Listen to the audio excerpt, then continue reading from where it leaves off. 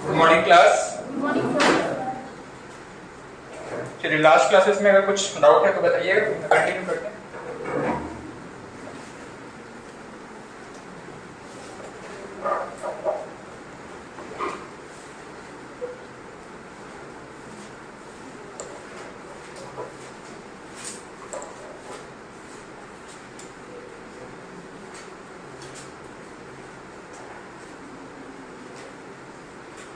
Banking system के बारे में पढ़ रहे थे। आरबीआई के कार्य हो चुका था। आरबीआई का गठन कब किया गया था? किस स्थान पर इसको गठित किया गया था सबसे पहले? कलकत्ता में। और वर्तमान मुख्यालय कहां पर है? मुंबई में। एसबीआई के शुरुआत में सबसे 3 जो बैंक थे, मतलब एकदम बिगिनिंग में, स्टार्टिंग में कौन कौन से बैंक थे? Bank of Bengal.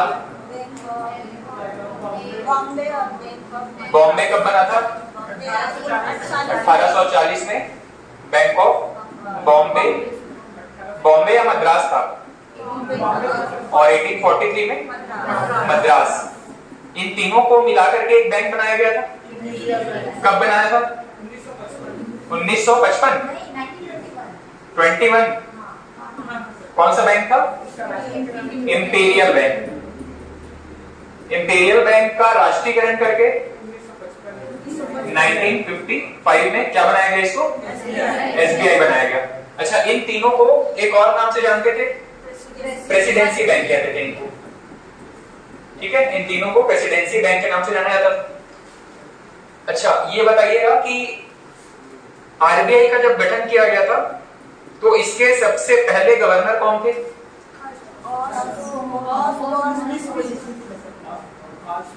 Osborne Smith. और वर्तमान शक्तिकांत दास।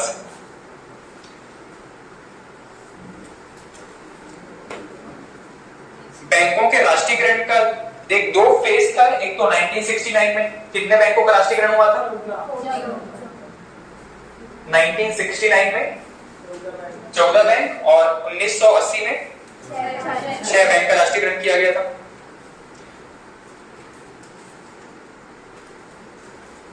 चलिए नेक्स्ट हेडिंग डाल दीजिएगा, आरबीआई की मौद्रिक नीति। आरबीआई की मौद्रिक नीति।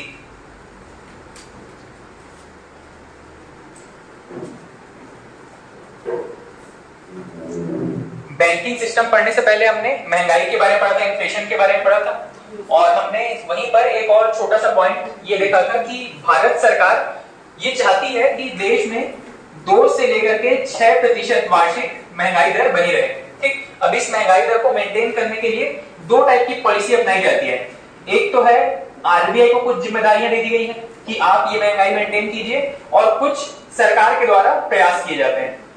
ठीक, आरबीआई जो पॉलिसीज बनाती है इसको हमने किस नाम से जाना अभी? मौद्रिक नीति के नाम से। ठीक, मनी फ्लो को कंट्रोल करने के लिए, महंगाई मेंटेन करने के लिए जो नीति आरबीआई निर्धारित करता है इसको हम कहते हैं मौद्रिक नीति। और जो नीतियां सरकार निर्धारित करती है इसको कहा जाता है राजकोषीय नीति। ठीक, फिस्कल पॉलिसी, राजकोषीय नीति। अब ये राजकोषीय नीति जनरली बजट के फॉर्म में हम देखते हैं। ठीक है, साल में एक बार जो बजट पेश किया जाता है वहां पे राजकोषीय नीति को फॉलो करके बजट वहां पे निर्धारित किया जाता है। लेकिन फिलहाल हम आरबीआई के बारे में पढ़ रहे हैं तो हम मॉनेटरी पॉलिसी या मौद्रिक नीति के बारे में देखने वाले हैं। ठीक, तो हेडिंग डाल दीजिएगा आरबीआई की मौद्रिक नीति, और इसमें कुछ टर्म्स हैं, इसको नोट कीजिएगा।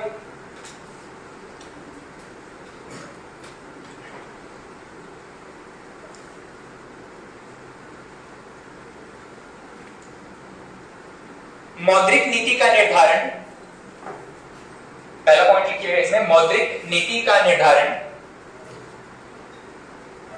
आरबीआई द्वारा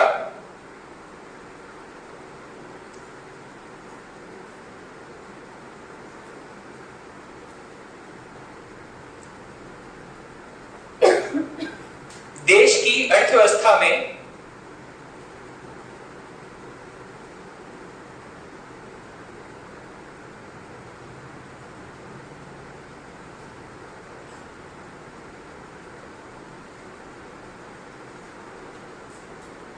विनिमय स्थिरता, एक्सचेंज स्टेबिलिटी,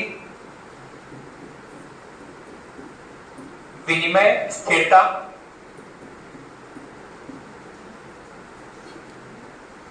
कॉमा कीमत स्थिरता,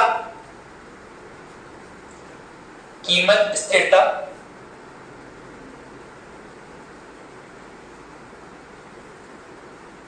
कॉमा आर्थिक स्थिरता बनाए रखने के लिए किया जाता है। विनिमय स्थिरता, कीमत स्थिरता, आर्थिक स्थिरता बनाए रखने के लिए किया जाता है।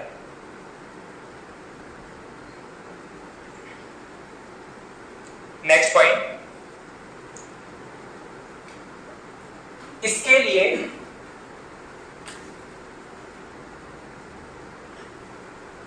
आरबीआई द्वारा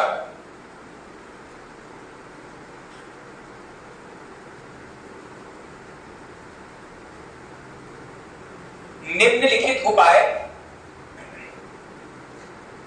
अपनाए जाते हैं।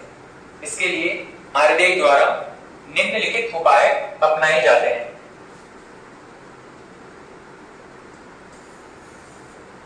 ठीक, अब इसमें इनके जो उपाय हैं इसमें हम ये देखेंगे कि कौन कौन से ऐसे रेट हैं जिनको कि कम या ज्यादा करके आरबीआई जो है वो महंगाई को नियंत्रित करती है, कीमतों को स्थिर करने का काम करती है। ठीक है, अब आपने एक शब्द सुना होगा रेपो रेट, है ना। आरबीआई के द्वारा हर 3 महीने में एक रेट जारी किया जाता है, इसको कहते हैं हम रेपो रेट। ठीक है, तो इनके उपाय में सबसे पहला लिख लीजिएगा रेपो रेट। कौन कौन से उपाय किए जाते हैं आरबीआई के द्वारा, तो सबसे पहला उपाय है रेपो रेट। जिनको थोड़ा आइडिया होगा तो बताइएगा रेपो रेट का मतलब क्या होता है। रिजर्व बैंक अन्य बैंकों को ऋण उपलब्ध कराता है। जिस दर पर या जिस रेट से, जिस इंटरेस्ट रेट से आरबीआई किसको ऋण देता है, कमर्शियल बैंक से इनको ऋण उपलब्ध कराता है। ठीक, और इसी के जस्ट उल्टा एक शब्द हमको पढ़ने को मिलता है रिवर्स रेपो रेट। तो जैसे इसके नाम से है रिवर्स, मतलब यहाँ पे इसका जस्ट उल्टा हो जाएगा। मतलब आरबीआई जो है वो क्या करेगा, बैंकों से ऋण लेगा या उनके जमा स्वीकार करेगा और उस पर जो उन्हें ब्याज उपलब्ध कराएगा, इसको हम क्या कहते हैं, रिवर्स रेपो रेट। असल में ये रेट वैसे हम इसको लोन के तौर पे देखते हैं, पर यहां पर अगर इसका हम फुल फॉर्म देखेंगे रेपो रेट में, तो एक शब्द हमको मिलता है रीपर्चेजिंग। अभी लिखिएगा मत, रीपर्चेजिंग ऑप्शन रेट। ये जो रेपो रेट है ये बिल्कुल ऐसा सामान्य रेट नहीं है जैसे कि हम गए बैंक से लोन ले लिए। यहाँ पर बैंकों को जब भी ऋण की आवश्यकता होती है तो वो क्या करते हैं, अपने सिक्योरिटी पेपर्स जो बैंक के पास होते हैं वो सिक्योरिटी पेपर्स आरबीआई के पास जमा करवाते हैं और साथ ही ये वादा करते हैं कि हम इसको क्या करेंगे, रीपर्चेज करेंगे। रीपर्चेज मतलब दोबारा खरीदेंगे आपसे, मतलब आरबीआई से हम दोबारा खरीदेंगे, इसीलिए इसको कहा जाता है रीपर्चेजिंग ऑप्शन रेट। यहाँ पे ये कहा गया है कि जैसे कि मान लीजिए अगर बैंक जो है वो 100 रुपए का ऋण ले रहे हैं, तो ये जो ऋण लेंगे क्या करेंगे, एक कुछ सिक्योरिटी पेपर्स यहाँ पर जमा करेंगे आरबीआई के पास। ठीक है, ये अपने कुछ सिक्योरिटी पेपर्स या प्रतिभूति जमा करेंगे। वो सिक्योरिटी पेपर्स कुछ भी हो सकते हैं, गवर्नमेंट सिक्योरिटी हो सकती है, बैंक की खुद की सिक्योरिटी पेपर्स हो सकती है। वो क्या करेंगे, दोबारा कुछ फिक्स टाइम के बाद में रीपर्चेज करेंगे आरबीआई से। अब जब रीपर्चेज करेंगे तो कितने में करेंगे, इन्होंने तो यहाँ पे 100 रुपए का लोन लेने के लिए उनको जमा किया था, लेकिन जब ये आरबीआई से वापस उसी चीज को खरीदेंगे तो ये क्या करेंगे, कुछ एक्स्ट्रा इंटरेस्ट दे करके खरीदेंगे। जैसे कि मान लीजिए 105 रुपए 106 रुपए दे करके उसको वापस खरीदेंगे। ठीक है, इसका मतलब ये है, एक तरफ अगर हम सामान्य कोई भी एक कमर्शियल बैंक ले लेते हैं, हम सभी को जो कॉमनली याद रहता है एसबीआई, और दूसरी तरफ हो गया आरबीआई। मान लीजिए कुछ ऐसी कंडीशंस आ गई हैं कि एसबीआई को अब ऋण की आवश्यकता है। ठीक है, आरबीआई के पास कैश कम है, इनको ऋण की आवश्यकता है, तो ये क्या करेंगे, आरबीआई के पास अपनी कुछ प्रतिभूतियां जमा करेंगे, प्रतिभूति या सिक्योरिटी पेपर्स, उनमें कुछ टर्म्स एंड कंडीशंस लिखी होगी, साथ में एक कमिटमेंट लिखा होगा कि हम कुछ समय के बाद में, फिक्स टाइम के बाद में आपसे वो प्रतिभूति वापस खरीदेंगे। ठीक, तो आरबीआई ने इनको क्या किया, 100 रुपए का ऋण दे दिया मान लीजिए, और एसबीआई जब यही प्रतिभूति वापस उनसे खरीदेगा तो ये उसको कितने में खरीदेगा, जो भी उसमें इंटरेस्ट रेट डिसाइडेड होगा, जो उन 3 महीनों के दौरान जो आरबीआई निर्धारित करती है, मान लीजिए 105 रुपए या 106 रुपए, ठीक है, इस रेट पर ये वापस इनसे खरीदेंगे। ठीक है, एसबीआई ने 100 रुपए का लोन प्राप्त किया था, 106 रुपए उनको वापस दे दिए। तो इसका मतलब क्या रहा कि हमारे रेपो रेट का जो प्रतिशत था वो कितना था, इस एग्जांपल के अकॉर्डिंग 6% का आपका रेपो रेट था यहाँ पर, repurchasing option rate, repo rate. ठीक, अच्छा, रेपो रेट की आवश्यकता क्यों पड़ती है, तो बहुत सारे रीजंस हो सकते हैं। मान लीजिए सरकार ने कहा कि अब हर कमर्शियल बैंक जो है वो कुछ लोन प्रोवाइड करेंगे, चाहे होम लोन्स हो या चाहे कार लोन्स हो, एजुकेशन लोन हो, ठीक, किसी भी तरीके का लोन प्रोवाइड करने का सरकार ने बैंकों को दबाव डाला है, या फिर कह सकते हैं कि सरकार की नीड है कि अब लोगों को लोन दिए जाएं। तो एसबीआई के पास से, किसी भी बैंक के पास, किसी कमर्शियल बैंक के पास कुछ लिमिटेड अमाउंट में कैपिटल होता है, इनको एक्स्ट्रा कैपिटल की आवश्यकता जब पड़ रही है तो ये क्या करेंगे, आरबीआई से लोन ले सकते हैं। कुछ और लोन्स के बारे में पढ़ेंगे जो कि आपके रेपो रेट के जैसा ही है। ठीक, रेपो रेट के जैसा ही है, इसका मतलब है कि कुछ दूसरे ऐसे रेट्स हैं जिन पर कोई भी कमर्शियल बैंक आरबीआई से लोन ले सकता है, लेकिन रेपो रेट के बारे में एक खास बात क्या है, ये शॉर्ट टर्म लोन है। ठीक है, ये एक शॉर्ट टर्म लोन है, और इकोनॉमी के टर्म्स में जब यहाँ बैंकिंग में हम पढ़ते हैं शॉर्ट टर्म, तो इसका मतलब होता है 1 वर्ष या इससे कम अवधि के लिए, और जनरली 1 वर्ष यहाँ पर माना जाता है 364 डेज। कितना, 364 डेज। जनरली हम 365 दिन पढ़ते हैं, लेकिन यहाँ पर कैलकुलेशन को इजी रखने के लिए, डेसिमल से बचने के लिए, पॉइंट्स को एलिमिनेट करने के लिए यहाँ पर 364 दिन का 1 वर्ष माना जाता है। ठीक है, तो रेपो रेट एक शॉर्ट टर्म लोन है। ठीक है, 1 वर्ष या उससे कम अवधि के लिए कोई भी कमर्शियल बैंक आरबीआई से लोन ले सकता है, इसको हम रेपो रेट कहते हैं। हाँ,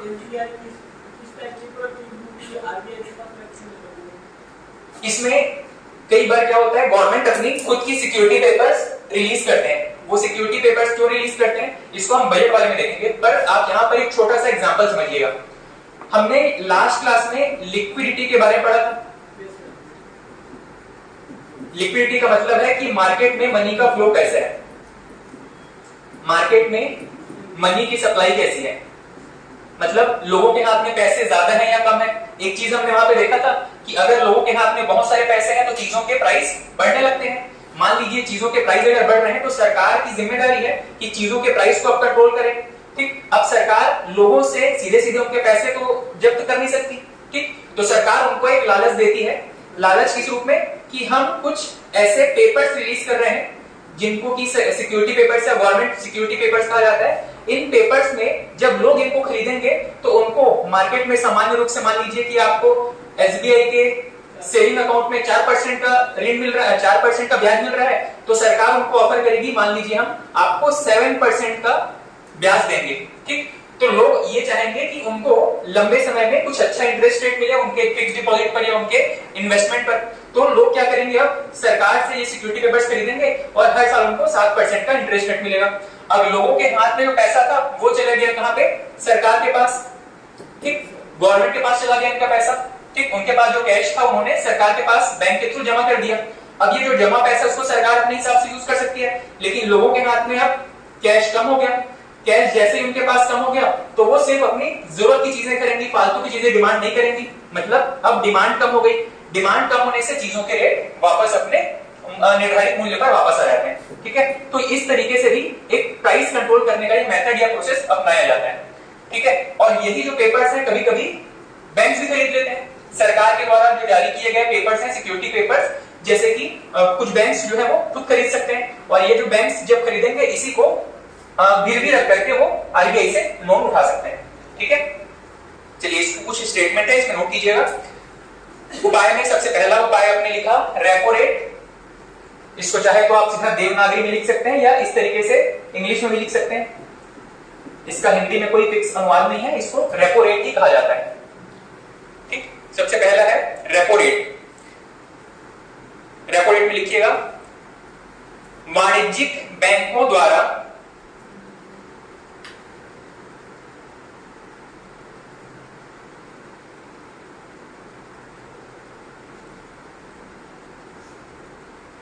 आरबीआई से वाणिज्यिक बैंकों द्वारा आरबीआई से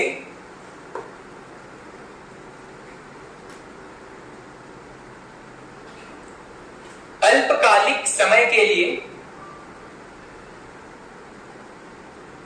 अल्पकालिक में वहीं पर ब्रैकेट में मेंशन कर लीजिएगा 1 वर्ष या 364 दिन, अल्पकालिक समय ब्रैकेट में 1 वर्ष या 364 दिन, वाणिज्यिक बैंकों द्वारा आरबीआई से अल्पकालिक समय के लिए जिस दर पर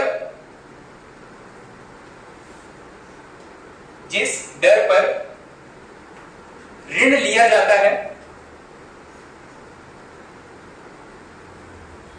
जिस दर पर ऋण लिया जाता है उसे रेपो रेट कहते हैं।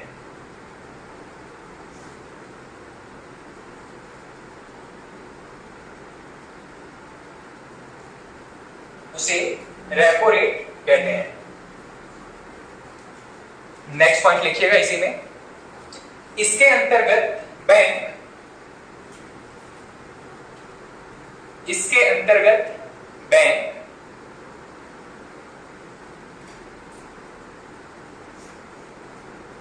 आरबीआई के पास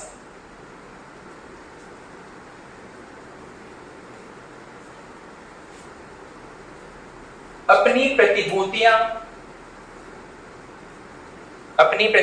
या सिक्योरिटी पेपर्स, अपनी प्रतिभूतियां गिरवी रखकर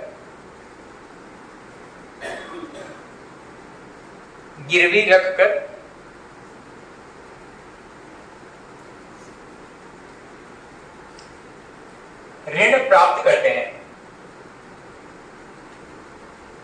गिरवी रखकर ऋण प्राप्त करते हैं।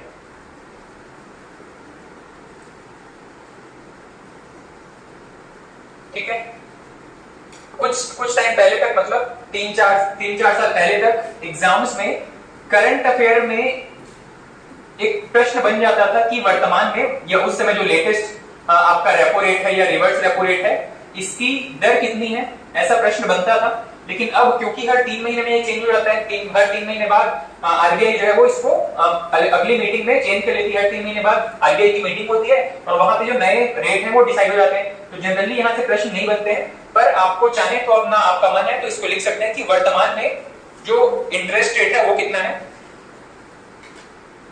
अगस्त 2000 अभी जो रिसेंट डाटा आया था सितंबर में लास्ट, उसके अकॉर्डिंग अभी रेपो रेट है 6.5%। वहीं पर ब्रैकेट में एक छोटा सा पॉइंट लिख लीजिएगा, सितंबर 2023 के अनुसार, सितंबर 2023 के अनुसार रेपो रेट या रेपो दर 6.5% है, 6.5% है।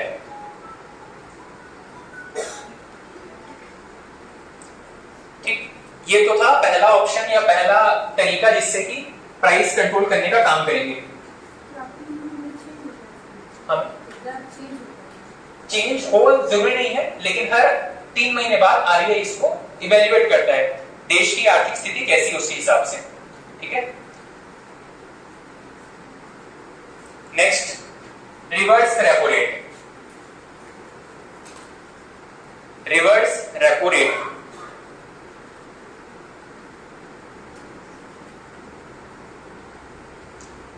ठीक है, ये रेपो रेट का जस्ट उल्टा है, इसमें लिख लीजिएगा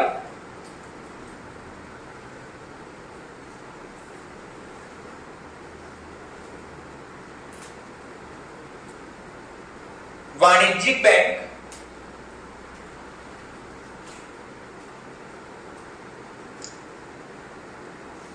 आरबीआई के पास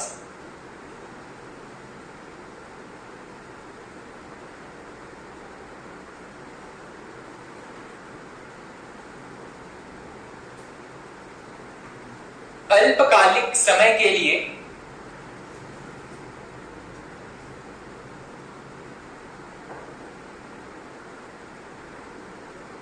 जिस दर पर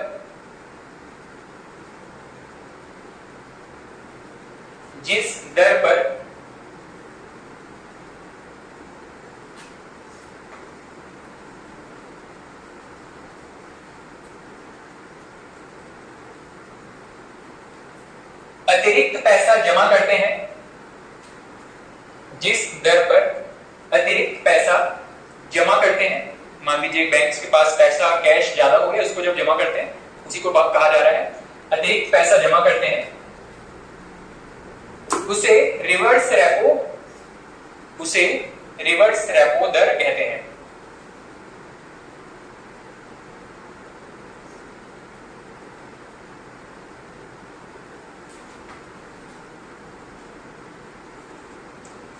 ठीक, अब एक लॉजिकल प्रश्न है, इसको थोड़ा सा सोच समझ के बताइएगा कि रेपो रेट में वृद्धि या कमी होने से और रिवर्स रेपो रेट में वृद्धि या कमी होने से बाजार पर या आम व्यक्ति पर क्या प्रभाव पड़ सकता है। एक तरफ है रेपो रेट, इसमें कोई वाणिज्यिक बैंक है, दूसरी तरफ आरबीआई है। आरबीआई से पैसा एसबीआई के पास गया और एसबीआई से मान लीजिए यहां पर 100 रुपए एसबीआई ने ऋण लिया और ब्याज के रूप में 106 रुपए के साथ ही वापस कर रहे हैं।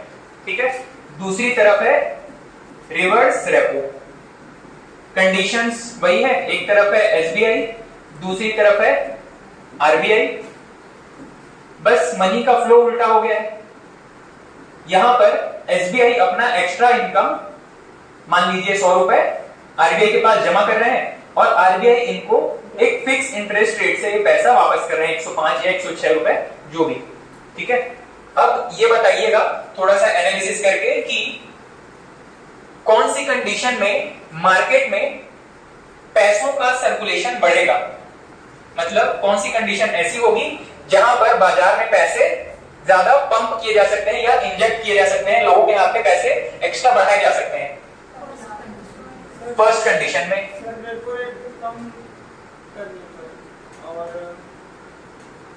हाँ, कंडीशन एक ये भी हो सकती है कि रेपो रेट कम है या ज्यादा है,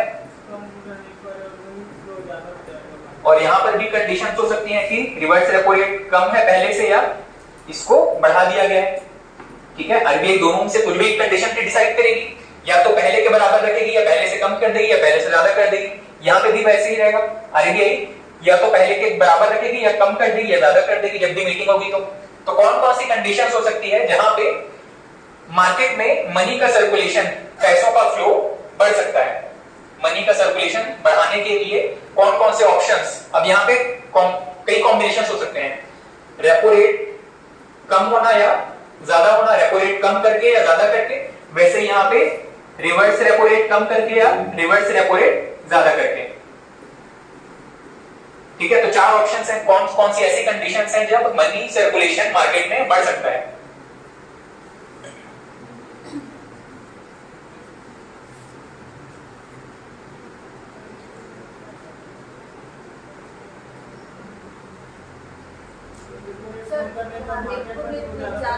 रेपो रेट अगर कम कर देंगे तो मार्केट में मनी का फ्लो बढ़ेगा। ठीक, आप ऐसा एक आपका ऑप्शन है। ठीक है, एक ऑप्शन ये है कि रेपो रेट को अगर कम कर देंगे तो मार्केट में मनी का फ्लो बढ़ेगा, और रेपो रेट में आरबीआई मतलब एसबीआई को वो दे देगा, ब्याज दे रही है एसबीआई को, तो अगर ज्यादा ब्याज देगी हाँ, तो वो ज्यादा पैसा देगी, मतलब आरबीआई एसबीआई के पास ज्यादा पैसा होगा। ठीक है, तो रिवर्स रेपो रेट ज्यादा होने पर भी मनी का फ्लो बढ़ सकता है मार्केट में। रिवर्स रेपो रेट बढ़ाने पर भी मार्केट में मनी का फ्लो बढ़ सकता है। सभी सहमत है क्या? अच्छा, आपको ये बात समझ में आ रही है कि मनी का फ्लो किस तरीके से हो रहा है? एसबीआई के पास मान लो पैसों की नीड है, आरबीआई के बारे में पढ़ा था ना, बैंकों का बैंक कौन है? आरबीआई। सरकार का बैंक कौन है? आरबीआई। आम पब्लिक के लिए कौन से बैंक है? एसबीआई या कोई भी कमर्शियल बैंक। ठीक है, आम पब्लिक तो सीधा यहाँ से लोन ले नहीं सकता, तो वो किसके पास जाएंगे? एसबीआई के पास जाएंगे। एसबीआई के पास पैसा है तो दे देगा, नहीं है तो कहां से लाके देगा? आरबीआई से लाके देगा। ठीक है, तो यहाँ पर मान लो बैंक के पास, एसबीआई के पास पैसे कम है, उसको एक्स्ट्रा लोन चाहिए, लोन बांटने के लिए, आम पब्लिक को लोन बांटने के लिए उसको पैसे चाहिए, तो कहां से लेगा? वो आरबीआई से लेगा। और जब उसको पैसे वापस करेगा तो कुछ ब्याज के साथ करेगा, ठीक है। और जब ये एसबीआई आम पब्लिक को लोन बांटेगा तो उस ब्याज से ज्यादा ब्याज लेगा जो कि उसको वापस करना है। यहाँ पर आरबीआई के पास, इस आरबीआई को कितने में वापस करेगा? मान लो 6% की रेट से, तो हमको कितना चार्ज करेगा? कम से कम वो 10, 12 या 8, 6 से ज्यादा ही करेगा, ठीक है। मान लीजिए 108%, मतलब 8% के रेट से हमको लोन दे रहा है, ठीक। तो आपने एक ऑप्शन बताया कि रेपो रेट को अगर कम करेंगे तो मनी का फ्लो ज्यादा होगा, और रिवर्स रेपो रेट को अगर बढ़ा देंगे तो मनी का फ्लो ज्यादा हो सकता है, ठीक। ये आपका एक ऑप्शन था। अच्छा, इस ऑप्शन से कितने लोग सहमत हैं? बाकी लोग रेपो रेट बढ़ाने से और यहां पर रिवर्स रेपो रेट कम करने से, ये भी एक ऑप्शन बनेगा ना कि इनको, इन दोनों ऑप्शन से भी मार्केट में मनी का फ्लो बढ़ाया जा सकता है। हाँ, अगर आरबीआई ज्यादा दर से अगर पैसा देगा तो एसबीआई को और ज्यादा ब्याज देना पड़ेगा, ऐसा? फिर से बताओ एक स्टेटमेंट। आरबीआई अगर ज्यादा दर से, मतलब रेपो रेट ज्यादा, जैसे 10-20, हाँ, इस पर लोन देगी तो एसबीआई को ज्यादा ब्याज देना पड़ेगा। हाँ, एसबीआई को ज्यादा ब्याज देना पड़ेगा। यहाँ पर ब्याज की दर जितनी ज्यादा बढ़ती जाएगी एसबीआई को उतना ज्यादा ब्याज पे करना पड़ेगा, और यहाँ पर एसबीआई फायदे में रहेगा। इसको जितना आरबीआई इसको जितना बढ़ाएगा रेपो रेट को, उतना ज्यादा ब्याज मिलेगा, इसलिए कमर्शियल बैंक को।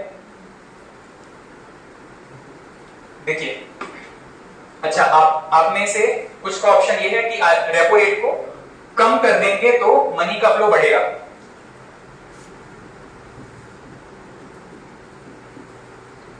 देखो, रेपो रेट में क्या है, कोई भी बैंक, एसबीआई, इसको लोन चाहिए, ये कहा गया आरबीआई के पास, और एक फिक्स रेट से इनको लोन मिल गया, ठीक। मान लीजिए हमारे एग्जांपल में 106% का इन्होंने, आरबीआई ने इनको इंटरेस्ट रेट चार्ज किया। अब यहां पे एक चीज ध्यान में रखेंगे, सरकार, मान लीजिए कि सरकार या गवर्नमेंट या आरबीआई चाहती है कि मार्केट में मनी का फ्लो कंट्रोल करना है, मुद्रा का प्रवाह कम करना है।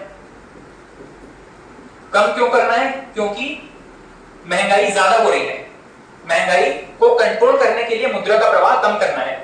अब कम करने के लिए इनके पास दो ऑप्शन है, ठीक है। या तो रेपो रेट को बढ़ा दें, रेपो रेट में वृद्धि करें, या फिर इसमें कमी करें। अब क्योंकि इनके पास टारगेट ये है कि मुद्रा का प्रवाह कम करना है मार्केट में, तो दोनों में से कोई एक ऑप्शन अपनाना पड़ेगा, ठीक। अब इसको ध्यान से समझिएगा, रेपो रेट का मतलब क्या है? एसबीआई को ब्याज पे करना है आरबीआई को, ठीक है। अब मान लीजिए हमने ये कहा, एक कंडीशन लेके चलिए कि हम कह रहे हैं कि रेपो रेट में वृद्धि कर दी गई है, मतलब रेपो रेट में अगर वृद्धि करने का मतलब है कि अब बैंक्स को 106 की जगह, मान लीजिए एक एग्जांपल, 108 रुपए पे करने पड़ेंगे, ठीक है। एसबीआई को पहले 106 रुपए में लोन मिल जाता था, अब 108 रुपए लोन, 108 रुपए पे करने से इनको लोन मिलेगा। इसका मतलब ये है कि अब क्योंकि इनको ज्यादा ब्याज पे करना पड़ रहा है, इसीलिए ये लोन लेने से बचेंगे। और अगर ये लोन लेने से बचेंगे, इसका मतलब ये है कि एसबीआई के पास पैसे पे करने के लिए, एसबीआई पैसा क्यों ले रहा था? आम जनता को लोन बांटने के लिए, आम जनता को लोन देने के लिए एसबीआई पैसा ले रहा था। लेकिन क्योंकि इसको खुद अगर इंटरेस्ट रेट महंगा पड़ रहा है तो ये लोन लेना कम करेगा, और जैसे ही एसबीआई ने लोन लेना कम किया तो इसके पास फिर से पैसे कम रहेंगे लोन बांटने के लिए। इसका मतलब यह है कि आम जनता को लोन नहीं देगा, इसका मतलब यह है कि आम जनता के पास पैसे नहीं रहेंगे और उनके पास खर्च करने के लिए पैसे नहीं रहेंगे, इसलिए उन पे महंगाई थोड़ी सी कंट्रोल हो जाएगी, ठीक है। तो आप अगर ये कह रहे थे कि रेपो रेट में कमी करने से, अब कमी वाला ऑप्शन देखिएगा, मान लीजिए यहाँ पे पहले 106% के ब्याज से इनको लोन मिल जा रहा था, अब 4% के ब्याज से लोन मिल रहा है, मतलब ये 100 रुपए का लोन लिए थे, 104 रुपए ही वापस करने हैं, तो इनको तो इंसेंटिव है, मतलब इनको अच्छा लग रहा है लोन लेना, तो ये क्या करेंगे, मान लीजिए इनको 1000 रुपए की जरूरत थी तो ये 1200 रुपए लोन ले लेंगे, ठीक है, और 1200 रुपए लोन बांट देंगे, लोगों को जितना ज्यादा लोन मिलेगा उनके हाथ में उतने ज्यादा पैसे रहेंगे और यहाँ पे मुद्रा का प्रवाह जो है मार्केट में बढ़ जाएगा। जितना ज्यादा पैसा रहेगा लोगों के हाथ में उतनी ज्यादा क्या बढ़ेगी, महंगाई बढ़ेगी। एक बेसिक सा एक कॉन्सेप्ट आप याद कर पा रहे हैं या याद रख पा रहे हैं कि नहीं, कि अगर लोगों के हाथ में पैसा ज्यादा है मतलब महंगाई ज्यादा होगी, इसमें तो कोई समस्या नहीं है। सारा खेल किस चीज का है, सारा कॉन्सेप्ट इसी बात पे टिका हुआ है कि लोगों के हाथ में पैसे बढ़ाने हैं या कम करने हैं। ठीक है, लोगों के हाथ में अगर पैसा ज्यादा रहेगा मतलब महंगाई बढ़ेगी, पैसा कम होगा महंगाई कम होती जाएगी क्योंकि डिमांड नहीं करेंगे लोग। तो यहाँ पे रेपो रेट में अगर वृद्धि कर दी जाएगी तो यहाँ पे हमारी एग्जांपल के हिसाब से एसबीआई जो है हताश हो जाएगा लोन लेने के लिए, और लोन लेने के लिए क्योंकि ये हताश है, निराश है, इसलिए ये लोन कम लेगा आरबीआई से और लोगों को ही लोन कम बांटेगा। लोन कम बांटेगा मतलब लोगों के पास पैसे कम रहेंगे और खर्च कम करेंगे लोग, मतलब यही कॉन्सेप्ट, पैसा नहीं रहेगा मतलब महंगाई कम होती जाएगी। ठीक, तो हमारा ये कंक्लूजन यहाँ पे क्या निकलता है कि अगर हमें महंगाई कम करनी है, इसका मतलब ये है कि हमें लोगों के हाथ में पैसे कम करने हैं और उसके लिए हमें क्या करना पड़ेगा, लोन महंगा करना पड़ेगा। ठीक है, लोन महंगा होना चाहिए और इसके लिए हमें क्या करना पड़ेगा, रेपो रेट में क्या करना पड़ेगा, रेपो रेट में वृद्धि करना पड़ेगा। ठीक, बस आप चाहे तो ये वाला एक फ्लो नोट कर लीजिएगा। लास्ट में अगर हमको महंगाई कम करनी है मतलब लोगों के हाथ में पैसा कम करना है, लोन महंगा करना पड़ेगा और इसके लिए हमें रेपो रेट में वृद्धि करनी पड़ेगी। और इसी का जस्ट उल्टा, क्योंकि रिवर्स रेपो रेट इसका जस्ट उल्टा है, मतलब महंगाई को कम करने का एक और ऑप्शन क्या है, हमें रिवर्स रेपो रेट में कमी करनी पड़ेगी। ठीक, महंगाई अगर कम करने की आवश्यकता पड़ती है तो पहला ऑप्शन ये है कि रेपो रेट में वृद्धि की जाए और दूसरा ऑप्शन ये है कि रिवर्स रेपो रेट में कमी करना है। ठीक है,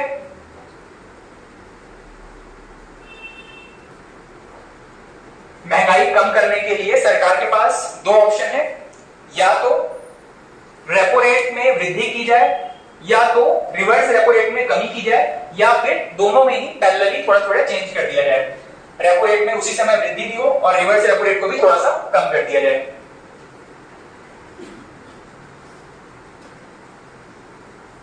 ठीक, तो हमारा ये वाला ऑप्शन हट जाता है। रेपो रेट को अगर बढ़ा देंगे तो महंगाई कंट्रोल हो जाएगी या कम हो जाएगी, और यहाँ पे रिवर्स रेपो रेट को अगर कम कर देंगे तो भी महंगाई थोड़ी सी कम हो जाएगी। किसी को कोई समस्या है या फिर दोबारा समझाने की आवश्यकता है तो भी बताइएगा। चलिए, कुछ और टर्म्स हैं, अगर नहीं समझ में आता तो क्लास के एंड में भी आप पूछ लेंगे। ठीक, रिवर्स रेपो रेट वाला यहाँ पे देखो, आम पब्लिक को लोन चाहिए, लोन लेने के लिए गए एसबीआई के पास मान लीजिए पैसा है तब तो लोन ले लेगा, और नहीं है तब तो वो रेपो रेट में लोन उठाएगा। लेकिन मान लीजिए अब एसबीआई के पास पैसे बहुत ज्यादा है तो ये लोन बांटने की जगह क्या करेगा, लोन लेने वाले लोग उसको मिल नहीं रहे हैं। ठीक है, तो ये क्या करेगा, अपना एक्स्ट्रा पैसा, भाई इसको कुछ तो ब्याज कमाना है, एसबीआई को कुछ तो ब्याज कमाना है, पैसे अपने पास रख के तो कुछ फायदा है नहीं, तो ये क्या करेगा, आरबीआई के पास पैसा जमा करवा देगा। ठीक, दोनों कंडीशन है, या तो आरबीआई को नीड है तो एसबीआई से पैसा उधार ले लेगा तो भी ऋण देगा। दूसरी कंडीशन, एसबीआई के पैसा बहुत ज्यादा है, आरबीआई ने उससे मांगा नहीं था लेकिन क्यों इन्होंने अपना पैसा जमा कर दिया। ठीक है, हो सकता है कि आरबीआई को नीड है इसलिए उन्होंने पैसा मांगा है एसबीआई से, या फिर एसबीआई ने अपना पैसा एक्स्ट्रा करके इनके पास जमा करवा दिया। दोनों कंडीशन हो सकती हैं। दोनों ही कंडीशंस में एसबीआई को ब्याज मिलना तय है। ब्याज कौन देगा, आरबीआई देगा। ठीक, अब आरबीआई ने इनको मान लीजिए 5% की रेट से हमेशा ब्याज देते रहे। अब यहाँ पर एक कंडीशन है कि 5% यहाँ पे ब्याज दे रहे थे, इसको कम करके 4% की ब्याज दे रहे हैं। या दूसरी कंडीशन हो सकती है कि अब इनको बढ़ा करके 6% के रेट से ब्याज दिया जा रहा है। कम करने और बढ़ाने से क्या फर्क पड़ रहा है इसको देखिएगा। एसबीआई को अगर कम इंटरेस्ट रेट मिलेगा अपने इन्वेस्टमेंट पर, इनका जमा जो है इन्वेस्टमेंट ही मान लीजिए, ठीक है, इनका पैसा जो जमा हो रहा है आरबीआई के पास वो इनके लिए इन्वेस्टमेंट ही है क्योंकि वो इनको रिटर्न दे रहा है। मान लीजिए इनको जो मिल रहा था पहले 5% की ब्याज से इनको इंटरेस्ट मिल रहा था, वो इंटरेस्ट को उस ब्याज को कम करके 4% कर दिया गया। इसका मतलब ये है कि अब इनको पहले की तुलना में कम फायदा हो रहा है।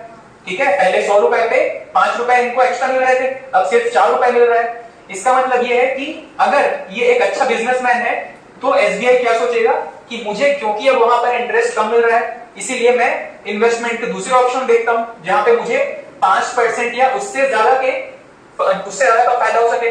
तो ये क्या करेगा, दूसरे जगहों पे इन्वेस्ट करने की कोशिश करेगा। आरबीआई के पास जमा करने के लिए थोड़ा सा निराश हो जाएगा। क्यों? क्योंकि इसको अपने इन्वेस्टमेंट पर कम ब्याज मिल रहा है।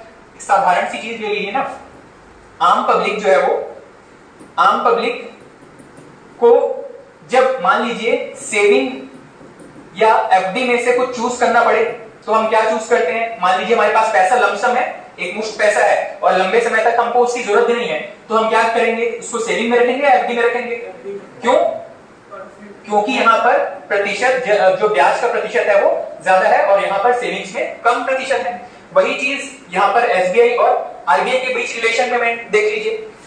अगर यहाँ पे एसबीआई जो है वो अपना पैसा नॉर्मली आरबीआई के पास जमा करके रखेगा तो उसको इंटरेस्ट रेट कम मिल रहा है, लेकिन जब वो दूसरे जगहों पे इन्वेस्ट कर रहा है तो उसको इंटरेस्ट रेट ज्यादा मिल रहा है। इसीलिए अगर रिवर्स रेपो रेट को कम कर दिया जाता है तो एसबीआई या कोई भी कमर्शियल बैंक आरबीआई के पास जमा करने से निराश होगा। जबकि दूसरी चीज, अगर इनको इंटरेस्ट रेट बढ़ा दिया जाता है, रिवर्स रेपो रेट का प्रतिशत अगर बढ़ा दिया जाता है तो ये ज्यादा खुश होकर के और ज्यादा पैसे कहीं से मार्केट से उधार लेकर के भी आरबीआई के पास जमा करेगा। क्यों? क्योंकि उसको ब्याज के रूप में कुछ अच्छा रिटर्न मिल रहा है। ठीक है, तो यहां पर ये दोनों केस में हमने देखा कि अगर ब्याज कम कर दिया जाता है तो एसबीआई जो है वो अपना पैसा यहां जमा नहीं करेगा बल्कि कहीं और जमा करने की कोशिश करेगा। और अगर हम बात कर रहे हैं कि महंगाई को कंट्रोल करने के लिए क्या करना चाहिए, तो यहाँ पे रिवर्स रेपो रेट को कम करना पड़ेगा। ठीक, रिवर्स रेपो रेट को यहाँ पे रिवर्स रेपो रेट को कम करना पड़ेगा। अगर यहाँ पे रिवर्स रेपो रेट को अगर कम कर देते हैं तो एसबीआई जो है वो मार्केट में कहीं दूसरे इन्वेस्टमेंट के अपने ऑप्शंस खोजेगा और वहां पे अपने पैसे जमा करेगा। यहाँ पे आरबीआई से लोन आरबीआई के पास जमा करके और ब्याज लेने की फिराक में नहीं रहेगा ये। ठीक है, चलिए नेक्स्ट एक टर्म है repo rate, reverse repo rate हो गया। नेक्स्ट लिखिएगा बैंक दर, बैंक रेट।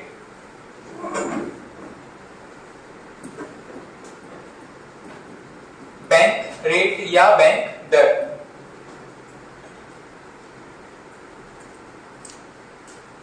बैंक रेट बिल्कुल रेपो रेट के जैसे ही है। इसमें डिफरेंस क्या है? रेपो रेट में हम देख रहे थे एक शॉर्ट टर्म लोन है, ठीक है, 1 वर्ष या उससे कम समय के लिए, और बैंक रेट लॉन्ग टर्म है, 1 साल या उससे ज्यादा के लिए। लिखिएगा इसमें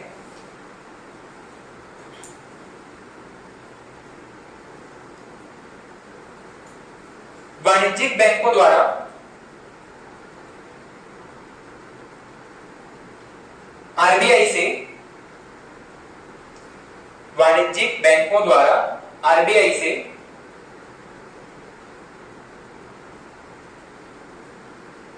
दीर्घकालिक समय के लिए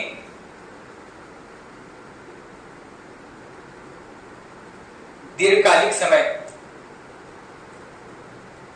ठीक है, यहां पे चाहे तो वापस मेंशन कीजिएगा 1 वर्ष या उससे अधिक, 1 वर्ष से अधिक दीर्घकालिक समय के लिए जिस दर पर ऋण लिया जाता है, जिस दर पर ऋण लिया जाता है उसे बैंक दर कहते हैं, उसे बैंक दर कहते हैं। ठीक, इसका सारा कॉन्सेप्ट लगभग रेपो रेट के जैसा ही है। अच्छा, प्रेजेंट में रेपो रेट आपने लिखा था 6.5%, रिवर्स रेपो रेट है 3.35%, रिवर्स रेपो रेट है 3.35 और बैंक रेट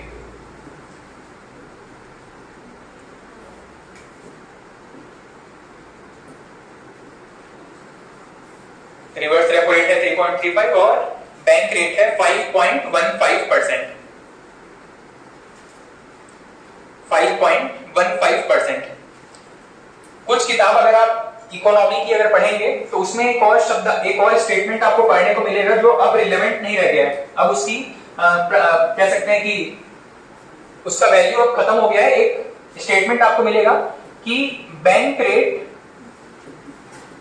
रेट हमेशा आपका रेपो रेट से अधिक होगा। ये स्टेटमेंट आपको कुछ किताबों में मिल सकता है। 2021 के पहले जो भी एडिशंस है किताबों में, वहां पे हो सकता है आपको ये स्टेटमेंट पढ़ने को मिले कि बैंक रेट हमेशा रेपो रेट से अधिक होगा। लेकिन अब कोविड के बाद ये चीज खत्म हो गया है। ठीक है, सर बैंक रेट को अगर अधिक रेट मिलेंगे तो इसके बाद आप रेपो रेट से ही मतलब बार अपेक्षा लेना पसंद करेंगे लंबे समय के लिए अगर उनको हाँ ये पहली अगर वो एक लूप होल खोल लेता है कि बार बार हर एक साल में लोन ले ले तो रेपो रेट से लोन लेता रहेगा। लेकिन अगर उसको लॉन्ग टर्म के लिए चाहिए, मान लीजिए कोई एग्रीमेंट है, वो उसका एग्रीमेंट अगर आरबीआई को शो करना पड़ रहा है कि हमें इतने लंबे समय के लिए लोन चाहिए, तो जनरली उनको बैंक रेट से लोन लेना पड़ता था। ठीक, इसमें लिख लीजिएगा बैंक दर 5.15% है, ये आपने नोट कर लिया। ठीक है, और ये एक एक्सेप्शन है जो अब काम का नहीं रह गया है। पहले बैंक रेट हमेशा रेपो रेट से ज्यादा होता था, लेकिन कोविड के बाद गवर्नमेंट ने बैंकों को लोन प्रोवाइड करने और उसमें बैंक जो है वो लोन ले, इस चीज को इंसेंटिवाइज करने के लिए उन्होंने ये लोन का जो प्रोसेस है इसको इजी बना दिया है और साथ में रेट्स को भी ऐसा एडजस्ट किया है कि बैंक जो है वो लोन लेने के लिए उत्साहित रहे। ठीक, नेक्स्ट लिखिएगा कैश रिजर्व रेशो। नेक्स्ट उपाय कैश रिजर्व रेशो, नकद आरक्षण अनुपात। कैश रिजर्व रेशो, नकद आरक्षण अनुपात।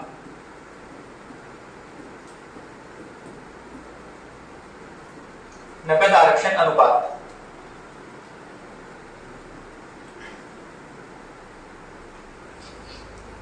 ठीक, इसमें लिखिएगा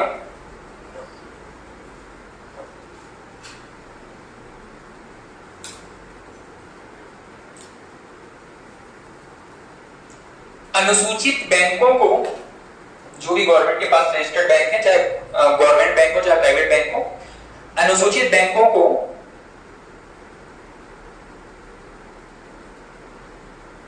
अपनी कुल जमा का, उनके पास पब्लिक जो भी पैसा जमा कर रही है उसके बारे में बात की जा रही है, अनुसूचित बैंकों को अपनी कुल जमा का एक निर्धारित हिस्सा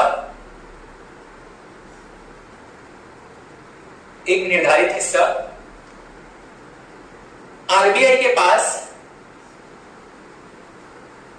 जमा रखना होता है।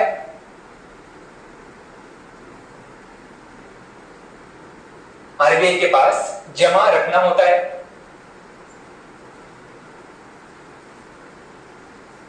इसे ही नकद आरक्षण अनुपात या सीआरआर कहते हैं। इसे ही नकद आरक्षण अनुपात कहते हैं, कैश रिजर्व रेशो। और नेक्स्ट पॉइंट लिखिएगा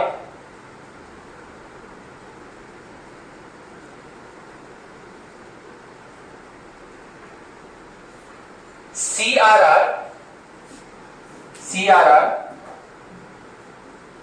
3 से लेकर 15% तक, 3 से लेकर 15% तक हो सकता है। 3 से लेकर 15% तक हो सकता है। वर्तमान में यह 4% रखा गया है। वर्तमान में सीआरआर की दर 4% है। वर्तमान में यह 4% रखा गया है।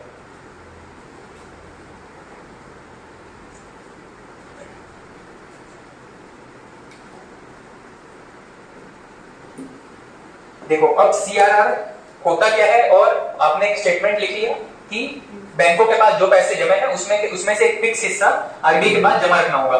पर इसको रखने का रीजन क्या रहा होगा ये देखिएगा। कोई भी एक सामान्य बैंक है, बैंक के पास आम पब्लिक का पैसा जमा रहेगा और ये जमा को क्या करते हैं, जमा को बैंक की तिजोरी में भर के तो रखेंगे नहीं, यह क्या कर देते हैं, लोन के रूप में बांटते हैं। हमारे जैसे जो भी आम पब्लिक यहाँ पर बैंकों में अपने जो पैसे जमा कर रहे हैं उसको ये क्या करेंगे, या तो लोन के रूप में बांट देंगे या फिर कहीं भी इन्वेस्ट कर देंगे। ठीक है, बैंक्स क्या करेंगे, कहीं पे इन्वेस्ट कर देंगे या फिर आम पब्लिक को लोन बांट देंगे। मान लीजिए हमको जमा 4% के रेट पर ये इंटरेस्ट प्रोवाइड कर रहे हैं हमारी जमा पर, और वही पब्लिक अगर बैंक से लोन लेने जाएगा उसको 8% के रेट से ये क्या कर रहे हैं, लोन बांट रहे हैं। या फिर कहीं अगर इन्वेस्ट किए हैं गोल्ड में, किसी सिक्योरिटी पेपर्स में, तो वहां पे हो सकता है 8 या 10% से उनको इंटरेस्ट रेट मिल रहा है। ठीक है, तो इसके बीच का जो हिस्सा है यही इसका क्या है, यही चीज बैंकों का 2 से लेकर के 6% यहाँ पर जो भी यहाँ पे हमको डिफरेंस दिखाई दे रहा है, यही क्या है, बैंक्स के लिए प्रॉफिट है। ठीक, इसका मतलब ये है कि कोई भी बैंक हमेशा प्रॉफिट लेना चाहेगा अपने बिजनेस में, और वो जो पब्लिक का जमा पैसा उसको अपने पास रखना पसंद नहीं करेगा। वो चाहे तो उसको लोन दे सकता है या कहीं भी इन्वेस्ट करना पसंद करेगा। लेकिन इस दौरान एक समस्या क्या है, मान लीजिए लोग अपने पैसे वापस लेने के लिए अचानक बैंक में आ जाते हैं। कोई एक आदमी आ गया, 2 आदमी आ गया, 10 आदमी आ गया, तो उसको लोन वापस कर, उसका जो पैसा है वापस करने के लिए इनके पास पैसा है। लेकिन मान लीजिए अगर 1000 आदमी ने एक बैंक में पैसे जमा किया था और मान लीजिए 900 आदमी एक साथ वहां पे पहुंच गए, 900 आदमी एक साथ वहां पहुंच गए, तो बैंक के पास इतनी कैपिटल कभी भी होती नहीं है कि जितने भी उनके पास जमा करता है उनके सारे पैसे एक साथ लौटा सके। ऐसे कंडीशन को, जहां पर बैंक आपके जमा पूंजी को ही आपको वापस न कर पाए, ऐसे कंडीशन को हम कहते हैं बैंक रन। ठीक, और मान लीजिए कि एक न्यूज फैल गया कि मैंने एसबीआई की इस ब्रांच में पैसे जमा किए थे, मैं वापस लेने गया, मुझे अपना पैसा वापस नहीं कर पा रहे बैंक। ऐसी कंडीशन में क्या होता है, एक बैंक में ये समस्या आई थी, लेकिन बाकी जितने दूसरे बैंक होंगे सारे के सारे लोग अपने अपने पैसे निकालने के लिए वहां से बैंकों में लाइन लगाना शुरू कर देंगे। मतलब ये प्रॉब्लम एक बैंक में थी, लेकिन ये समस्या धीरे धीरे, क्योंकि न्यूज आसानी से फैल जाता है, न्यूज सर्कुलेशन किसी भी मीडियम से हो, चाहे न्यूज़पेपर्स के थ्रू या डिजिटल मीडियम से, लोगों को ये डर रहता है कि बैंक के पास उनके जो जमा पैसे है वो वापस मिलेगा या नहीं मिलेगा। तो जो प्रॉब्लम एक बैंक की थी वो दूसरे बैंक में फैल गई, सिर्फ एक न्यूज की वजह से। ठीक है, इस चीज को अवॉइड करने के लिए, किस प्रॉब्लम को, कि लोग वापस लेने आए, अगर अपने पैसा वापस लेने आए तो उनका अपना पैसा वापस मिले। मतलब ये बैंक रन की सिचुएशन थी, बैंक के पास अपना पैसा, लोगों को पैसा वापस करने के लिए कैश नहीं है। इस प्रॉब्लम को खत्म करने के लिए ही एक उपाय अपनाया गया है जिसको हम कहते हैं CRR, कैश रिजर्व रेशो। ठीक है, इसका मतलब ये है कि आप अगर मान लीजिए बैंक के पास अगर अपना 100 रुपए जमा करते हैं तो इसका 4% मतलब 4 रुपए ये क्या करेगा, 96 रुपए अपने पास रखेगा और 4 रुपए ये क्या करेगा, आरबीआई के पास जमा करवा देगा। ठीक, कभी भी एक ऐसी सिचुएशन आती है कि बहुत सारे लोग बैंक में लाइन लगाकर खड़े हो गए कि हमको अपना पैसा जो जमा किए थे वापस चाहिए। ऐसी कंडीशन में बैंक क्या कर सकता है, उनके जमा के अनुपात में उनको धीरे धीरे करके पैसा वापस कर सकता है। अगर एक साथ उनके पास पैसे नहीं है तो एक लिमिट लगा सकता है कि एक दिन में आपको इतना पैसा वापस मिल सकता है। धीरे धीरे वो आरबीआई से पैसा अरेंज करेगा और धीरे धीरे करके लोगों को पैसा रिटर्न करेगा। इस तरीके से लोगों में भरोसा बना रहेगा कि बैंक के पास पैसा है और हमारा पैसा कहीं डूब नहीं रहा है। ठीक है, इस तरीके से बैंक जो है वो बैंक रन कंडीशन से बच जाता है। ठीक, क्योंकि भाई बैंक से पैसा, आरबीआई से पैसा आने में या लोगों तक पैसा पहुंचने में कुछ समय लगेगा। उस कंडीशन में ये जो पैसा है, जो 4 रुपए उन्होंने जमा करके रखे हैं, इसी में से ही लोगों को अलग अलग हिस्सा ये बांटते रहेंगे जब तक उनके पास पर्याप्त पैसे नहीं आ जाते हैं। ठीक है, तो सीआरआर का कॉन्सेप्ट क्यों रखा गया होगा, बैंक को बैंक रन की कंडीशन से बचाने के लिए। ठीक, बैंक रन से क्यों बचाना है, क्योंकि बैंक के पास हमेशा इतनी पूंजी नहीं रहती है कि जितने लोगों का पैसा जमा है अगर सब वापस आ जाए तो उनको एक साथ उनका पैसा वापस कर सके। ठीक है, तो उनको धीरे धीरे उनको पैसा अरेंज करने और बैंक के स्थिर होने तक के लिए उनके पास जो जमा पूंजी रिजर्व रहेगी, इसी को हम कहते हैं कैश रिजर्व रेशो। ये जनरली बैंक अपने पास नहीं रखता है, इसको आरबीआई के ही लोकल ऑफिसेस में जमा करवा कर रखा जाता है। आरबीआई के जो भी लोकल ऑफिसेस होते हैं, जैसे कि मान लीजिए छत्तीसगढ़ की राजधानी रायपुर में, हर एक राज्य की राजधानी में आरबीआई की कुछ लोकल ऑफिसेस होंगे, वहां पर ये जो पैसा है वो जमा करवा करके रखा जाएगा। ठीक है, इसको हम कहते हैं कैश रिजर्व रेशो। नेक्स्ट, क्या बोलते हैं, आरबीआई को ब्याज देती नहीं, इस पर कोई ब्याज नहीं मिलेगा, इस पर कोई भी ब्याज नहीं मिलेगा, ये इन्वेस्टमेंट नहीं है, इस पर कोई भी ब्याज नहीं दिया जाएगा, ये सिक्योरिटी के रूप में उनके पास रखा जा रहा है। अच्छा, एक और चीज, मान लीजिए महंगाई को कंट्रोल करना है, सीआरआर को बढ़ाना पड़ेगा या कम करना पड़ेगा? ठीक है, आपको रीजन समझ में आ रहा है? ठीक, बैंक के पास में सीआरआर अगर बढ़ाया जाता है तो बैंक के पास में क्या होगा, कैश बढ़ेगा या कम होगा? कम होगा। मान लो यहाँ पर 4% के रेट से ब्याज 4% सीआरआर रखा गया है आरबीआई के द्वारा, तो एसबीआई को 4 रुपए ही बैंक में जमा करने पड़ रहे थे। मान लीजिए आरबीआई ने इसको 6% कर दिया, तो 100 में से 6 रुपए उनको आरबीआई के पास जमा करना पड़ेगा। मतलब पहले उनके पास लोन बांटने के लिए 96 रुपए थे, अब सिर्फ 94 रुपए हैं। क्योंकि बैंक के पास कैश कम है तो ये क्या करेंगे, लोन कम बांटेंगे। लोन कम बांट रहे हैं, इसका मतलब है कि लोगों के हाथ में कैश कम होगा। कैश कम है मतलब डिमांड कम करेंगे, और डिमांड कम होगा मतलब महंगाई कम हो जाएगी। ठीक है, बस हर जगह पे यही चीज, यही साइकिल चलता रहेगा। ठीक, नेक्स्ट लिखिएगा। नेक्स्ट उपाय है वैधानिक तरलता अनुपात। वैधानिक तरलता अनुपात, या इसको एसएलआर कहते हैं। SLR, statutory liquidity ratio.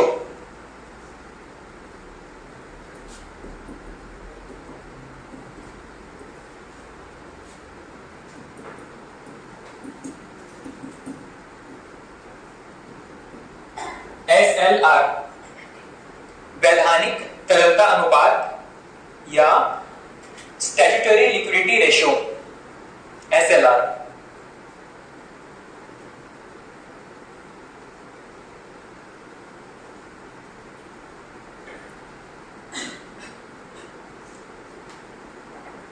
ठीक, हमने सीआरआर में देखा कि बैंक के ऊपर एक रेस्ट्रिक्शन लगा दिया गया कि आप मान लीजिए 4% का सीआरआर रख दिया गया, निर्धारित कर दिया गया आरबीआई के द्वारा, तो इस 100 रुपए में से ये क्या करेंगे, 4 रुपए आरबीआई के पास जमा करेंगे। ठीक है, एक और रेस्ट्रिक्शन लगा दिया गया है। ठीक, अभी तो इनके पास 96 रुपए बचे हुए हैं। ठीक है, लेकिन अब और इनके ऊपर कंट्रोल करने के लिए आरबीआई ने क्या रखा है, एक और ऑप्शन रख दिया है एसएलआर नाम से। एसएलआर में भी ये कंडीशन बताया गया कि अगर आपके पास 100 रुपए है तो एक फिक्स परसेंट यहाँ पे आपको किसमें इन्वेस्ट करके रखना पड़ेगा, गोल्ड, सिल्वर या सिक्योरिटी पेपर्स में। और ये नियंत्रण भी इसलिए रखा गया है कि बैंक अपना सारा का सारा पैसा लोन में ना बांट दे। ठीक, वही उपाय को हम कह रहे हैं एसएलआर। इसमें लिखिएगा, अनुसूचित बैंकों को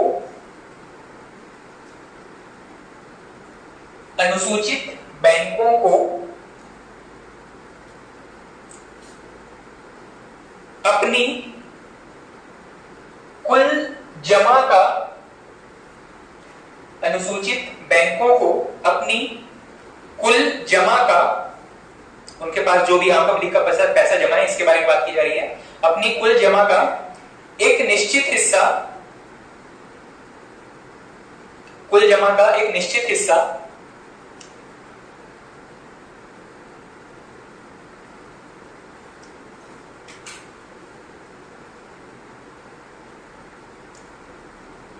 सोने चांदी, एक निश्चित हिस्सा सोने चांदी, विदेशी मुद्रा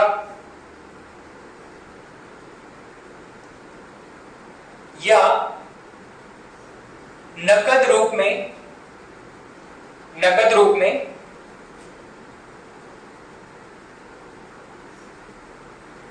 आरक्षित रखना होता है।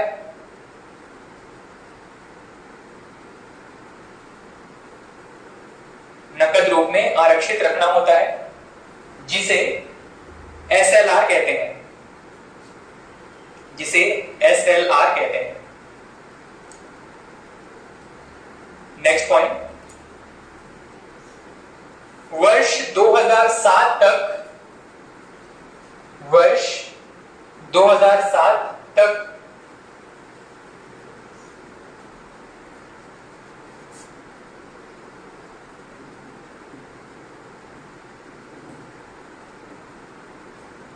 एसएलआर, वर्ष 2007 तक एसएलआर 25 से लेकर 40%, 25 to 40, 25 से 40% होता था।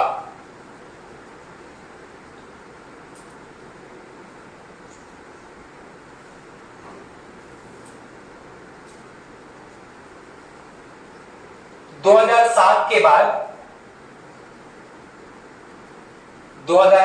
के बाद इसे 25% से कम भी किया जा सकता है।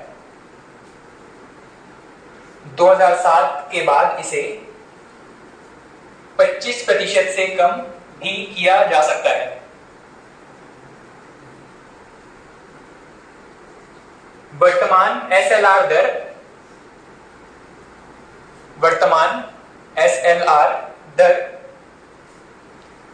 20.75% है।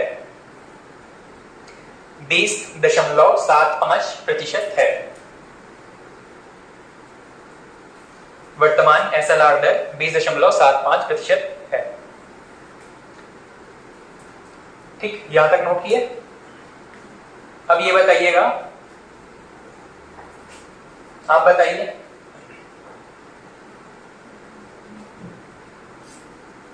इनको बोलो, हाँ आप बताओ, SLR को बढ़ाने से महंगाई बढ़ेगी या कम होगी?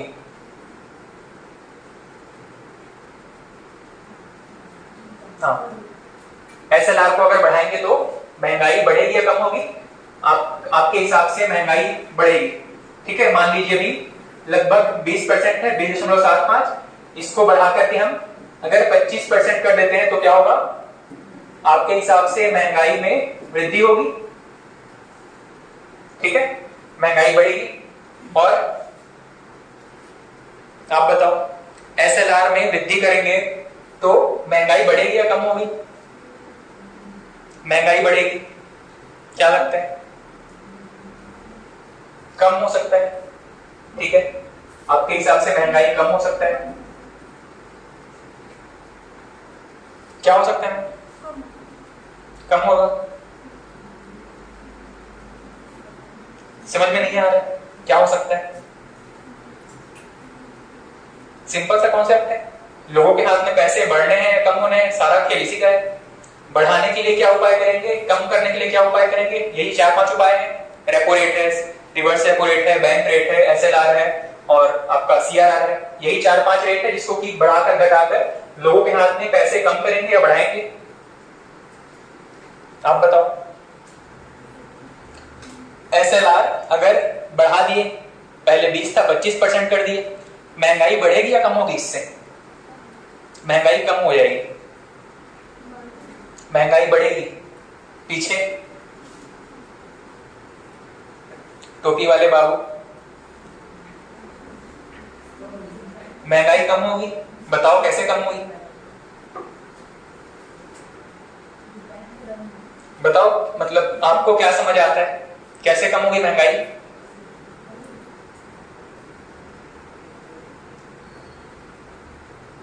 पहले बैंकों को 20% की राशि, अपना पास जमा पूंजी है उसका 20% राशि गोल्ड में, सिल्वर में, सिक्योरिटी पेपर्स के रूप में अपने पास रखना पड़ता था। और जब ये इस तरीके से जमा रखेंगे, इसका मतलब है कि वो लोन देने के लिए यूज नहीं कर सकते। लोगों को तो लोन कैश के फॉर्म में चाहिए ना, गोल्ड सिल्वर तो चाहिए नहीं लोगों को। ठीक, तो अपने पास किसमें रखता था बैंक?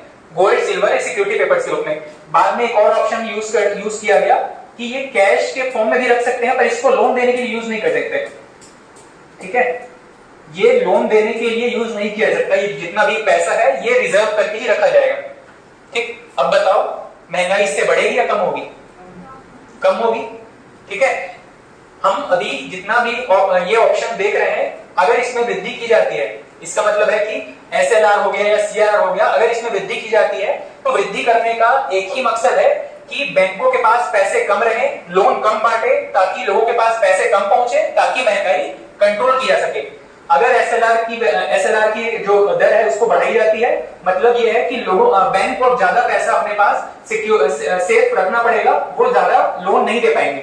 ठीक, पहले 20% की राशि उनके पास रिजर्व रहती थी, अब 25% मतलब 5% एक्स्ट्रा राशि उनको अपने पास रिजर्व कोटे में रखना पड़ेगा। ये जो 5% का डिफरेंस आ रहा है, ये 5% पहले ये लोन के रूप में बांट सकते थे, लेकिन अब लोन बांटने के लिए इनके पास पैसे कम हो गए, लोन कम हो गया। लोन बांटने के लिए पैसा इनके पास अगर कम हो गया, मतलब ये लोन कम दे पा रहे हैं, मतलब मार्केट में मनी का सर्कुलेशन, लोगों के हाथ में पैसे कम पहुंचेंगे, लोगों के पास तक पैसे कम पहुंचेंगे। ठीक है, और पैसे अगर लोगों के पास कम है तो वो डिमांड कम करेंगे, डिमांड अगर कम करेंगे तो चीजों की महंगाई या उनके जो प्राइस है वो ऑटोमेटिक कंट्रोल हो जाती है। ठीक है, तो महंगाई वापस से यहाँ पर कम हो जाएगी। ठीक, तो ये 5 ऐसे उपाय हैं जिसके हिसाब से आरबीआई जो है वो मार्केट में मनी का सर्कुलेशन कंट्रोल करती है और मनी के सर्कुलेशन से ही महंगाई वृद्धि या कमी हो सकती है। ठीक, तो ये 5 आपके उपाय थे, repo, reverse repo, bank rate, CR और एसएलआर।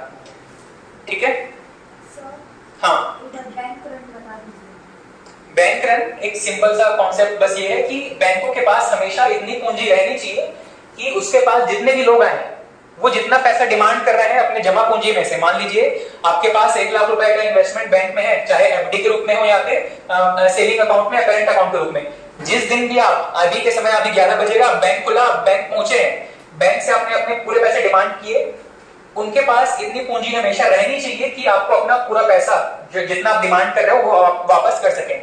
अगर वो पैसा वापस नहीं कर पा रहे हैं, एक जन को नहीं कर पा रहे हैं कोई बात नहीं, लेकिन ऐसे लोगों की लाइन लग गई है और सभी को वापस कर रहे हैं कि हमारे पास पैसे नहीं है, वर्तमान में हमारे पास पैसे नहीं है, आप बाद में लीजिएगा। अगर ये कंडीशन आती है इसको कहते हैं बैंक रन।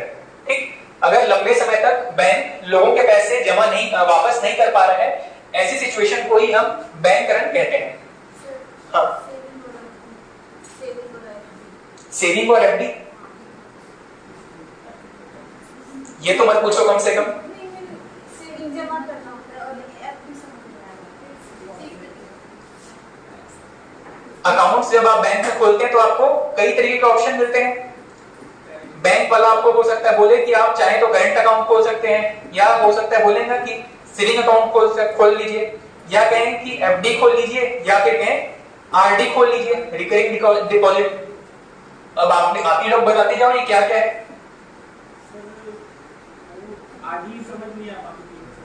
तो करंट में ऐसा रहता है कि इसमें कितना भी ज्यादा अमाउंट ट्रांजैक्शन कर सकते हैं। सेविंग में लिमिट होता है, हाँ, और उसमें इंटरेस्ट ब्याज भी कम देता है, और एफडी में थोड़ा ज्यादा ब्याज देता है, और फिक्स समय के लिए होता है, और आरडी।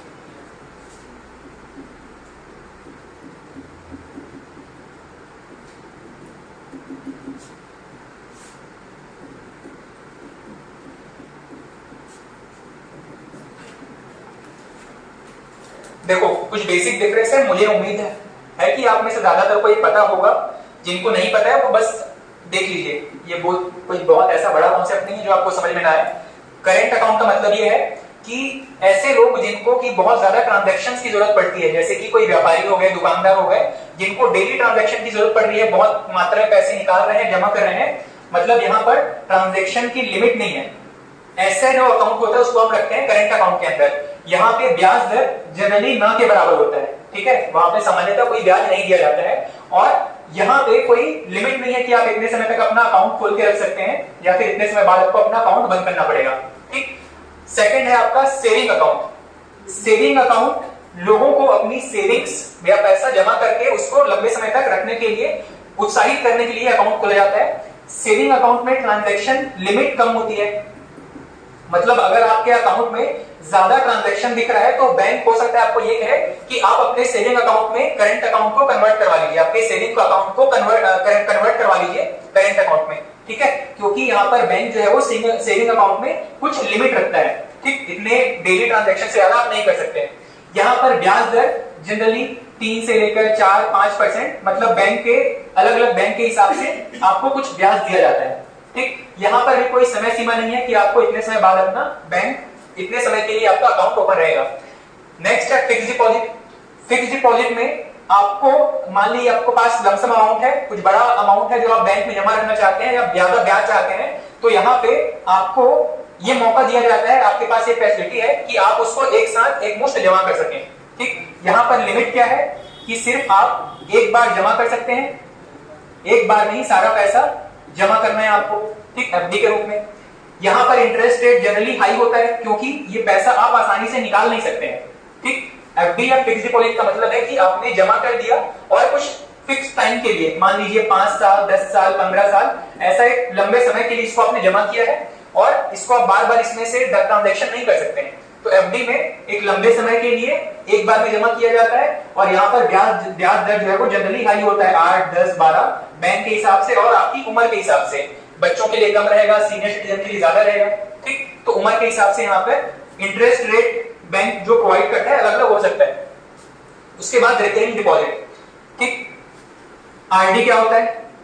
यहाँ पे एफडी में आपको बैंक ने कहा कि आपके पास जो पैसा है सारा का सारा एक बार में जमा कर दो, लेकिन वहीं दूसरी तरफ रिकरिंग डिपॉजिट में आपको बार बार या फिर एक फिक्स टाइम के बाद में एक छोटी छोटी राशि, मान लीजिए कि 1 लाख रुपए आपको बैंक में जमा करना था।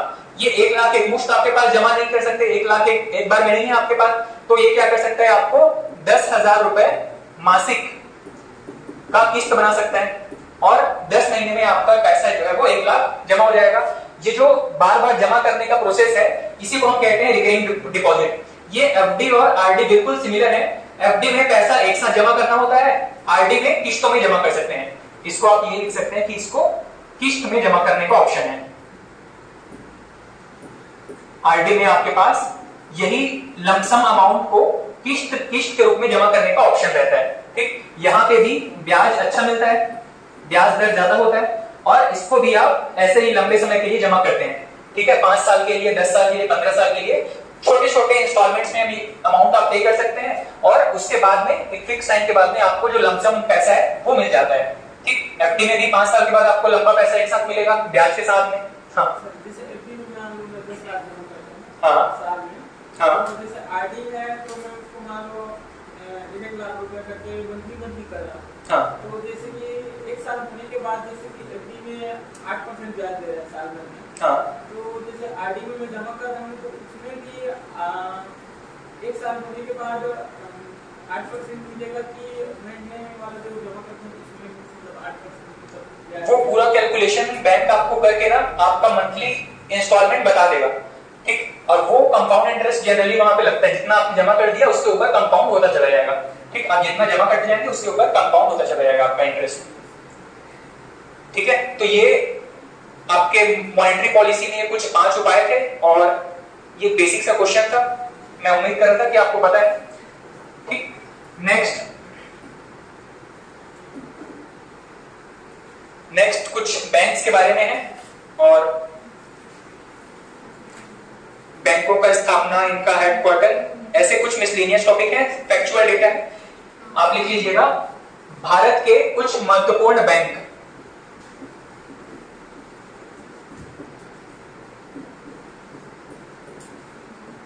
भारत के कुछ महत्वपूर्ण बैंक।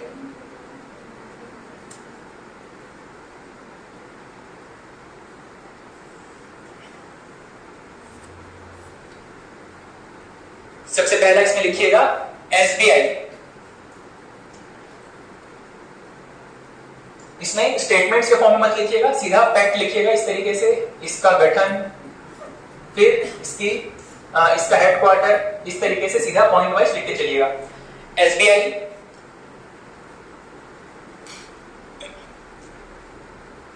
इसमें लिखिएगा गठन 1921 और ब्रैकेट में लिखिएगा imperial bank. 1921 imperial bank. Second point लिखिएगा नामकरण। एसबीआई को एसबीआई नाम कब मिला?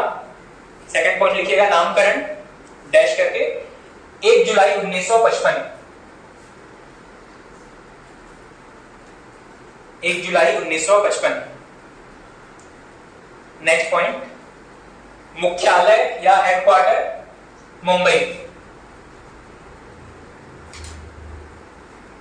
हेडक्वार्टर मुंबई। और नेक्स्ट पॉइंट लिखिएगा सर्वाधिक शाखा वाली भारतीय बैंक। नंबर ऑफ ब्रांचेस के हिसाब से देखें तो सबसे ज्यादा ब्रांचेस हैं एसबीआई के। सर्वाधिक शाखा वाली भारतीय बैंक।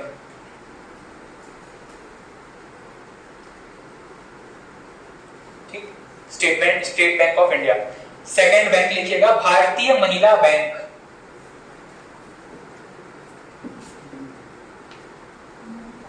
भारतीय महिला बैंक।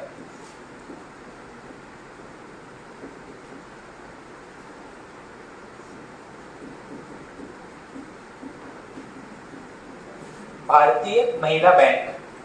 अब ये काम नहीं कर रहा है, इसको एसबीआई के साथ मर्ज कर दिया गया है। इसमें नोट कीजिएगा, स्थापना या गठन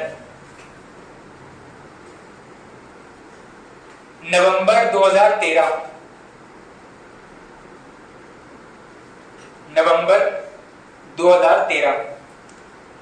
मुख्यालय नई दिल्ली।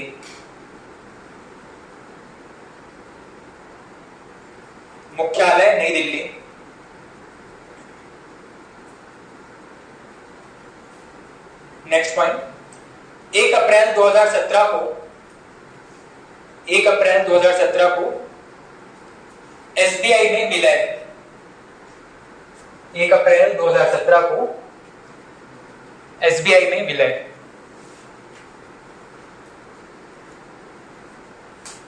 ठीक, विमेन एम्पावरमेंट के नाम से इसको शुरू किया गया था। सारे कर्मचारी यहाँ पे महिला थे और मैनेजमेंट की पूरी टीम भी महिला होती थी। सर्वाइव नहीं कर पाया बैंक, जमा नहीं था, मतलब इन्वेस्टमेंट यहाँ पे कम था, कैपिटल कम था। अलग से एक इंडिविजुअल बैंक के रूप में इनके खर्चे ज्यादा थे और आय कम हो रही थी, इसीलिए इसको मर्ज कर दिया गया बाद में एसबीआई के साथ में। नेक्स्ट, मुद्रा बैंक। मुद्रा बैंक, इसके बारे में आपने करंट अफेयर्स में कहीं पे नोट किया हुआ है। मुद्रा बैंक,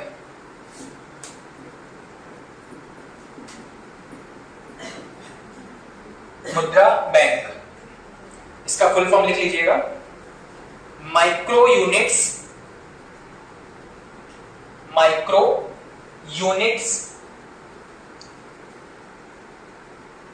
डेवलपमेंट,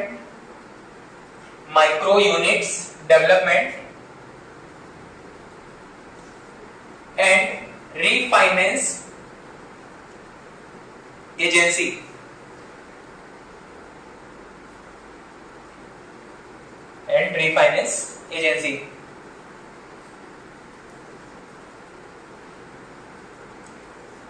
इसमें लिखिएगा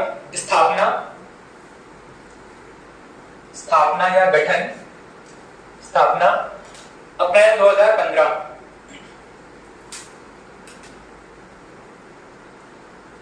2015, मुख्यालय नई दिल्ली। उद्देश्य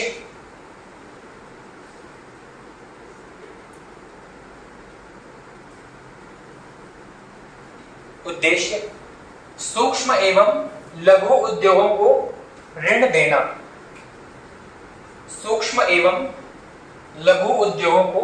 देना। माइक्रो यूनिट्स को ऋण प्रोवाइड करने के लिए।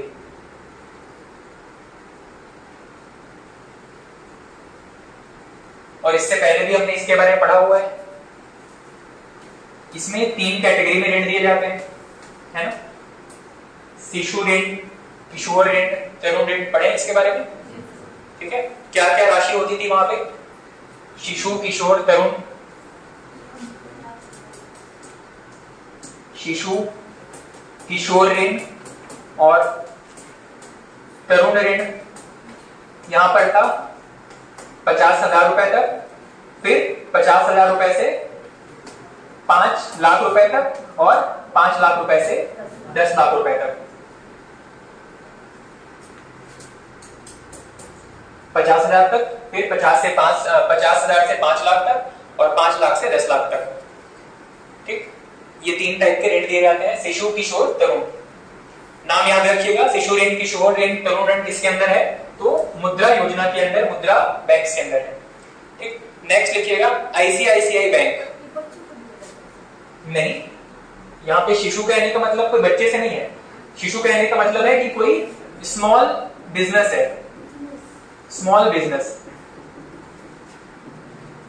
कोई छोटा बिजनेस है, उसको शिशु ऋण मिलेगा। उसको अगर 20, 30, 40, 50,000 तक का ऋण चाहिए तो वो शिशु ऋण के अंदर उसको 50,000 तक लोन मिल जाएगा।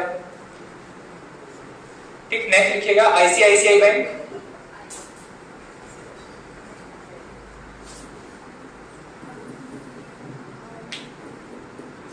ICICI bank. इसका फुल फॉर्म नोट कर लीजिएगा, industrial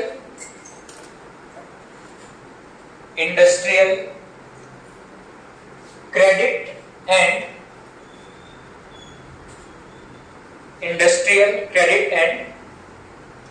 investment corporation of India. Industrial credit and investment corporation of India.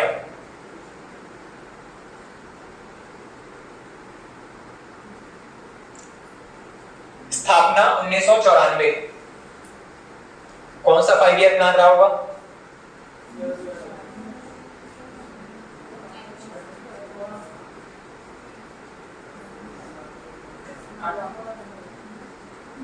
Calculate कर लो। जब फिफ्थ 5 ईयर प्लान कब तक था? जब फर्स्ट कब था? 51 से 56, सेकंड 56 से 61, तीसरा 61 से 66, फिर 3 साल हॉलीडे, फिर चौथा 69 to 74, पांचवा 74 से 78, ठीक है, फिर छठवां 80 से 85, सातवां 85 से 90 और 90 के बाद 2 साल हॉलीडे, और ये कब रहेगा? 9th 5 ईयर प्लान, ठीक है।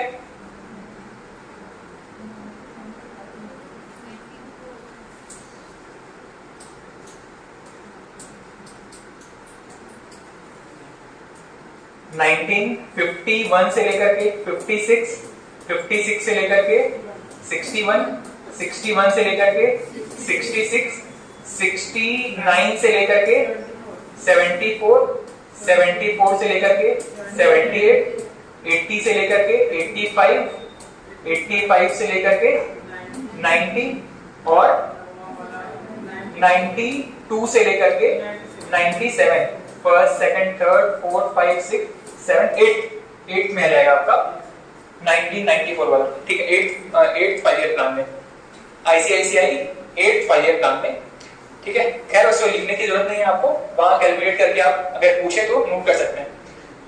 आईसीआईसीआई स्थापना 1994, headquarter Mumbai.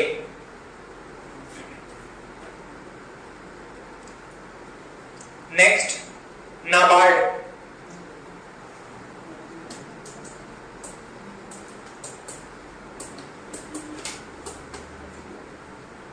NABARD, NABARD.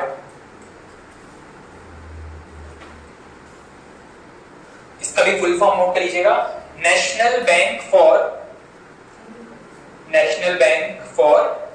Agriculture and rural development.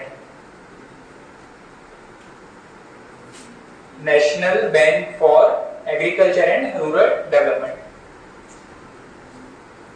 National bank for agriculture and rural development.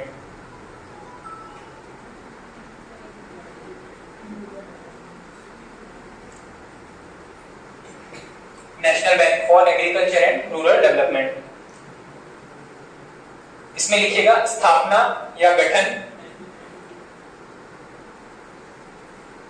स्थापना या गठन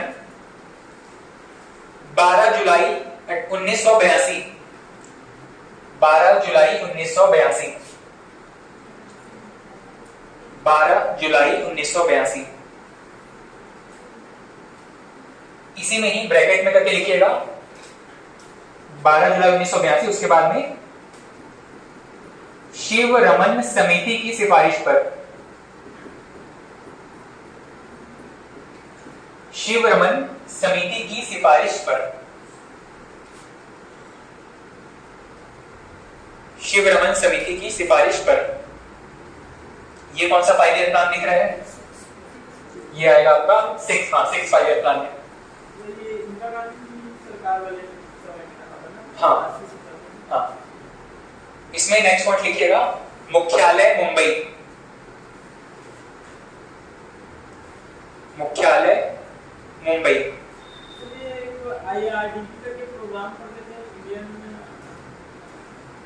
भारतीय राष्ट्रीय ग्रामीण विकास कार्यक्रम, रूरल डेवलपमेंट प्रोग्राम IRDP। उसी के अंतर्गत इसको ये जनरली आपके जितने सहकारी बैंक होते हैं उनको ऋण देने का, और साथ ही एग्रीकल्चर या फिर रूरल डेवलपमेंट वाले जो काम है उनको ऋण देने का काम करता है। तो क्योंकि IRDP रूरल डेवलपमेंट के लिए था, तो उस प्रोग्राम के अंदर अगर कुछ स्कीम चल रहा है उसको भी फंडिंग करने, उसमें लोन प्रोवाइड करने का काम नाबार्ड करता था।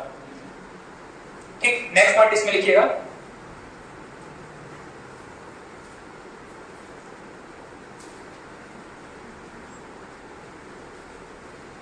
हेडक्वार्टर मुंबई लिखिए। उसके बाद में नेक्स्ट पॉइंट लिखिएगा, कृषि क्षेत्र में ऋण उपलब्ध कराने वाली सर्वोच्च संस्था।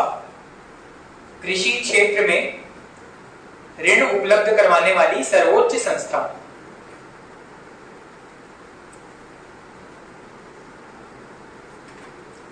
कृषि क्षेत्र में ऋण उपलब्ध करवाने वाली सर्वोच्च संस्था।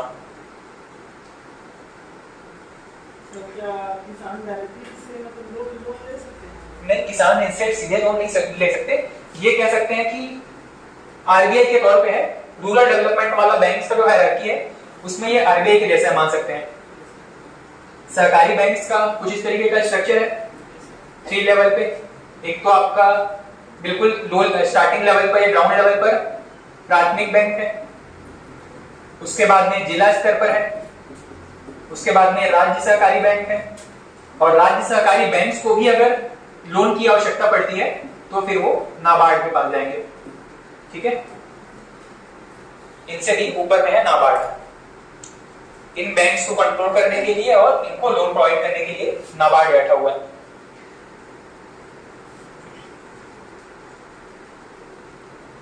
ठीक, नेक्स्ट बैंक लिखिएगा नाबार्ड के बाद में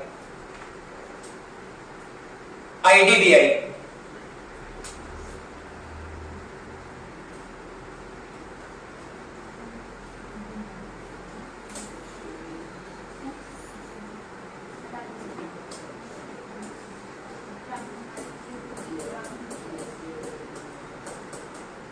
IDBI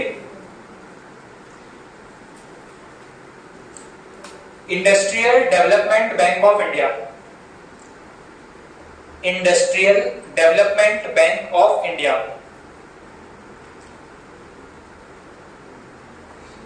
industrial development bank of India. स्थापना 1 जुलाई 1964। स्थापना 1 जुलाई 1964। कौन सा 5 ईयर प्लान दिख रहा है? Third 5 year plan. 1 जुलाई 1964। मुख्यालय Mumbai, headquarter Mumbai. Next point, बड़े उद्योगों को ऋण उपलब्ध कराने हेतु। बड़े उद्योगों को ऋण उपलब्ध कराने हेतु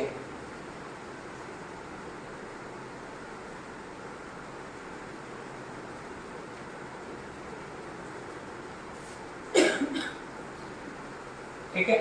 उसके बाद में यहाँ पे IDBI था, ये बड़े उद्योगों के लिए था। अब छोटे उद्योगों के लिए क्या उपाय है, तो इसके सामने एक S और लगा दीजिएगा, SIDBI, small industries development bank of India. Small industries development bank of India. Small industries development bank of India. स्थापना 1989। स्थापना या गठन 1989।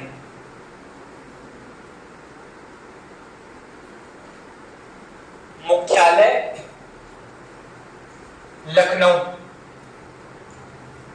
मुख्यालय लखनऊ। नेक्स्ट पॉइंट, लघु एवं मध्यम उद्योगों को ऋण उपलब्ध कराना। लघु एवं मध्यम उद्योगों को ऋण उपलब्ध कराना।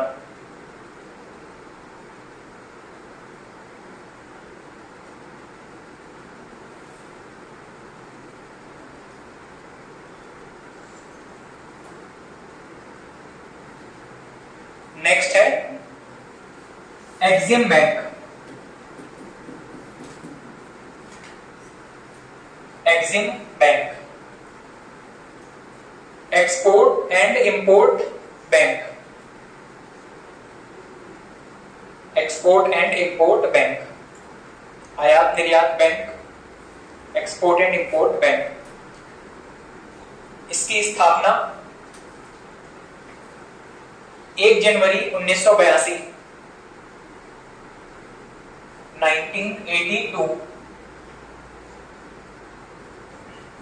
1982। मुख्यालय मुंबई।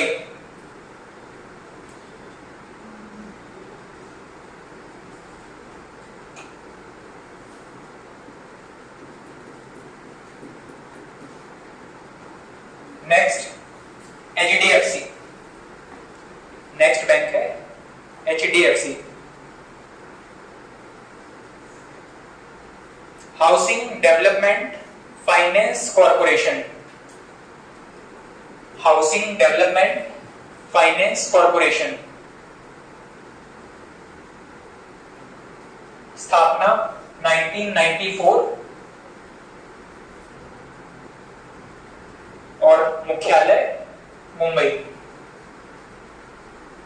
ये किस क्षेत्र को समर्पित बैंक होगा? हाँ, गृह निर्माण को या इंफ्रास्ट्रक्चर के लिए लोन प्रोवाइड करने का काम है HDFC का।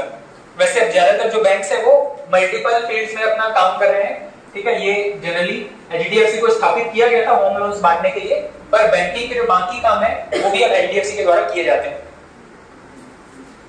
ठीक है। आप HDFC के इंश्योरेंस भी देखते हो, ठीक। तो सारे सेक्टर में आप काम करना शुरू कर सकते हैं। नेक्स्ट है NHB, ठीक। ये लास्ट है आपका national housing bank. National housing bank, स्थापना 1988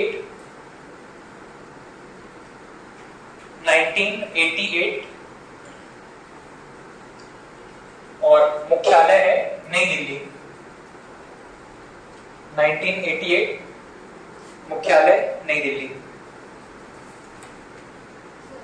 हाँ, दिल्ली और दिल्ली के अंदर नई दिल्ली है। दिल्ली पूरा एक यूनियन टेरिटरी है, उसके अंदर एक छोटा सा सिटी है नई दिल्ली, ठीक है। चलिए इतना रखते हैं, बाकी नेक्स्ट क्लास में करते हैं। Okay, thank you.